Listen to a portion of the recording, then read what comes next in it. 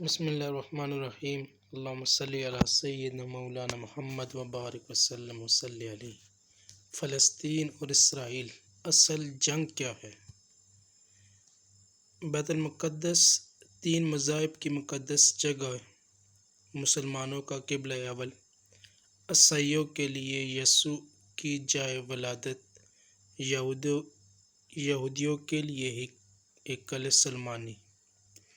شروع کرتے حضرت ابراہیم علیہ السلام سے، جن کے دو بیٹے تھے، اسماعیل اور اسحاق علیہ السلام۔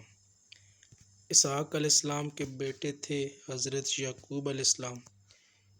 یہیں سے کہانی شروع ہوتی ہے اسرائیل کی۔ اسرائیل یعنی اللہ کا بندہ، اور یہ لقب حضرت یعقوب علیہ السلام کو دیا گیا۔ حضرت یوسف علیہ السلام نے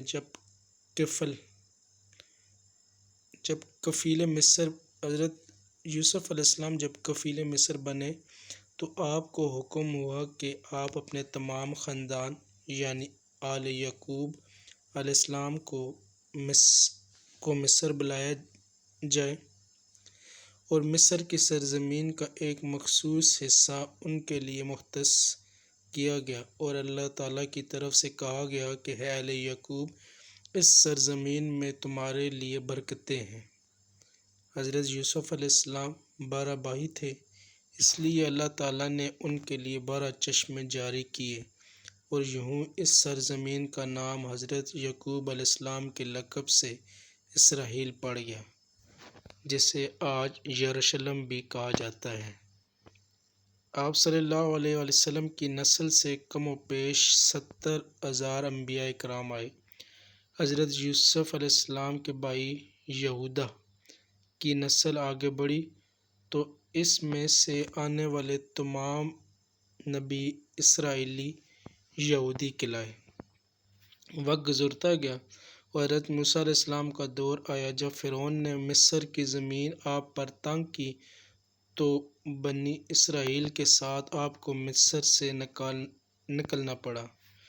اس دوران بنی اسرائیل پر اللہ تعالیٰ کی بہت سے کرم نوازیاں بھی ہوئیں، جن میں من و سلویٰ، چشموں کی بہتان، مچھلیوں کے شکار کا ذکر قرآن پاک سے بھی ملتا ہے، اور وہیں ہمیں ایک گائے کا ذکر بھی ملتا ہے جس کے لوتھڑے سے مردے نے اللہ کے حکم سے زندہ ہو کر اپنے قاتل کا بتایا۔ اس گائے کی نشانی اللہ تعالیٰ نے قرآن پاک میں بیان فرمائی ہے، جو کہ ایک سرخ مائل رنگت کی گائے تھی، اور ایسی گائے آج بھی یہودیوں کے نزدیک مقدس مانی جاتی ہے۔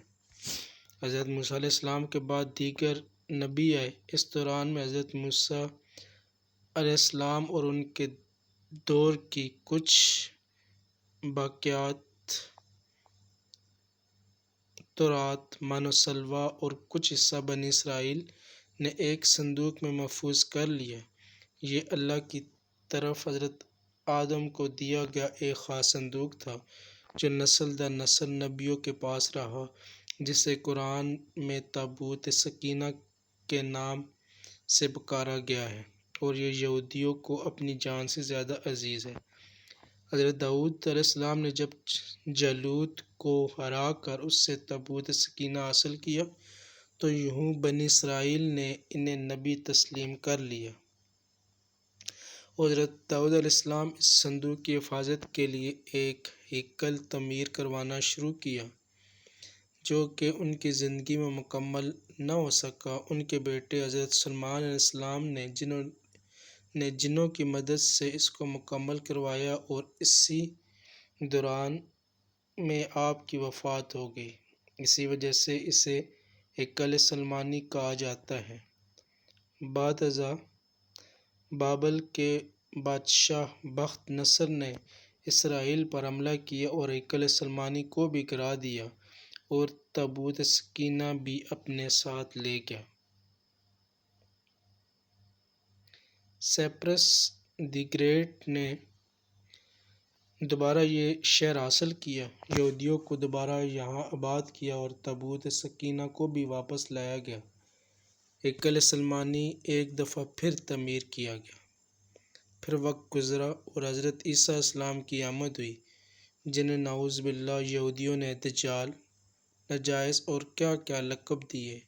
یہاں سے یہودیوں میں سے دو الگ قومیں ہو گئی، ایک یہودی اور دوسرے عیسائی۔ یہودیوں نے سازش کر کے حضرت عیسیٰ علیہ السلام کو صلیب پر چڑھانا چاہا اور اللہ تعالیٰ نے انہیں اپنے پاس اٹھا لیا۔ اس کے بعد یہودیوں اور عیسائیوں میں کئی چھوٹی موٹی جنگیں ہوئی۔ پھر عیسائی رومی بادشاہ ٹائٹس نے اس شدت سے یروشلم پر حملہ کیا کہ پورے علاقے کی اینٹ سے اینٹ بجا دی، ایک قلعہ سلیمانی کو گرا دیا جس کی صرف ایک دیوار اس وقت اپنی اصلی حالت میں موجود ہے، جسے دیوار گریا کہا جاتا ہے۔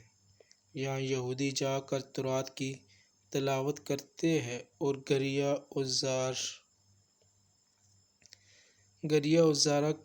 ازارا کرتے ہیں۔ تابوت سکینہ بھی نہ جانے کہاں غائب ہو گیا۔ ٹائٹس کے حملے کے بعد یہودی آخری نبی کے انتظار میں تھے، کیونکہ اللہ پاک کا ان سے وعدہ تھا کہ انہیں پھر عروج بخشا جائے گا۔ اس وعدے کا ذکر سورۃ بقرہ میں بھی موجود ہے کہ ہے بنی اسرائیل، ان نعمتوں کو یاد کرو جو تم پر کی گئی اور اپنا وعدہ پورا کرو تاکہ ہم بھی اپنا وعدہ پورا کریں۔ قیامت کی نشانیوں میں سے ایک نشانی یہ بھی ہے کہ قلعہ سلیمانی کی 3 دفعہ تعمیر ہوگی، جو کہ 2 دفعہ ہو چکی ہے۔ یہودی اپنے مسیح اور آخری نبی کے انتظار میں تھے کہ ٹائٹس کے حملے کے 500 سال بعد نبی آخر الزماں صلی اللہ علیہ وآلہ وسلم کی ولادت ہوئی۔ یہاں یہودیوں کو یہ جھٹکا لگا کہ سارے نبی حضرت اسحاق علیہ السلام کی نسل سے تھے تو آخری نبی حضرت اسماعیل کی نسل سے کیوں کر آ گئے، اور انہوں نے ایمان لانے سے انکار کر دیا۔ مسلمانوں کے لیے بھی وہ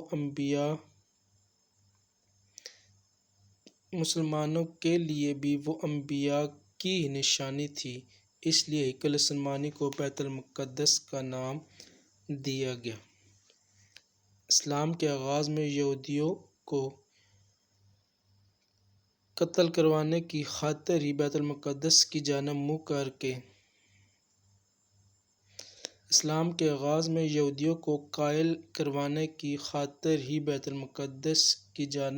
کے نماز ادا کرنے کا حکم ہوا، کیونکہ یہودی اسی طرح منہ کر کے عبادت کیا کرتے تھے۔ 17 ماہ بعد ہماری عبادت کا رخ بیت المقدس سے بیت اللہ کی جانب موڑ دیا گیا، کیونکہ مسلمانوں کا شروع سے قبلہ اول وہی رہا، جسے پہلے حضرت آدم علیہ السلام اور پھر حضرت ابراہیم علیہ السلام نے تعمیر کیا۔ حضرت عمر رضی اللہ تعالیٰ عنہ کے دور حکومت میں اسرائیل یعنی یروشلم پر عیسائیوں کا قبضہ تھا۔ بیت المقدس کے ہی احاطے میں انہوں نے گرجا گھر تعمیر کیا ہوا تھا اور عین تابوت سکینہ والی جگہ وہ گند پھینکا کرتے تھے۔ یہودیوں کی نفرت میں یروشلم کی فتح کے وقت جب حضرت عمر رضی اللہ تعالیٰ عنہ وہاں گئے تو عیسائیوں پر برہم ہوئے، وہاں صفائی کروا کر مسجد تعمیر کروائی اور قرآن میں موجود معراج والے واقعے کی نسبت سے اس مسجد کو اقصیٰ کا نام دیا گیا۔ یہودیوں کی دیوار گریا بھی اسی احاطے میں موجود تھی، تو زائرین کی حیثیت سے انہیں بھی وہاں آنے کی اجازت دی گئی۔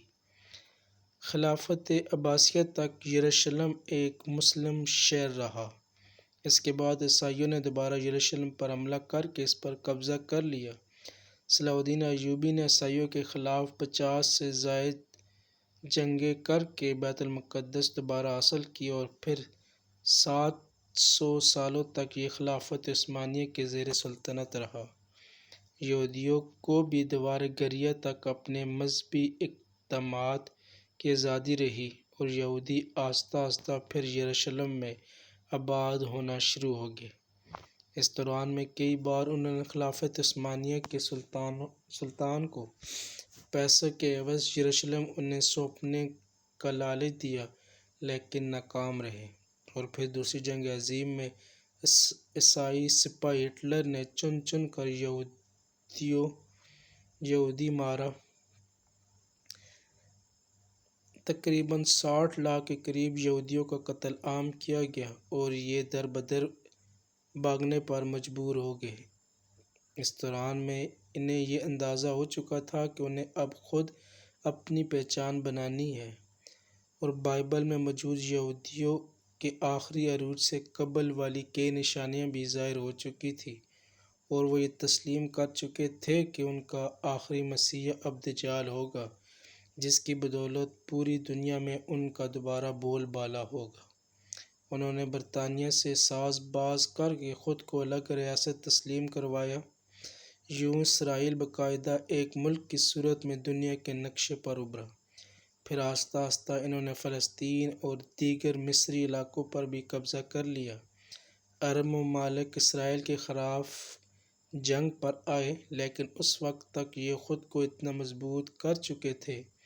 عرب ممالک کو اس ایک چھوٹے سے ملک سے منہ کی کھانی پڑی۔